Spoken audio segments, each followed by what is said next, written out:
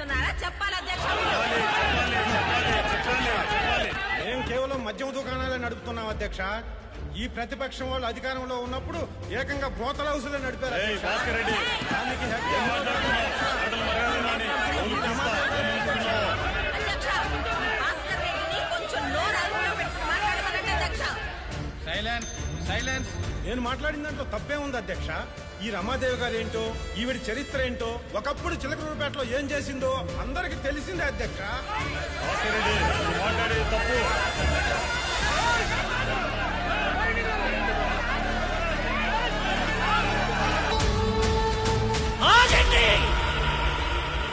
ఇది శాసనసభ లేకపోతే కురుసభ? సిగ్గులేదు మీ అందరికీ? అధికార పార్టీ పాలించాలి, ప్రతిపక్ష పార్టీ ప్రశ్నించాలి.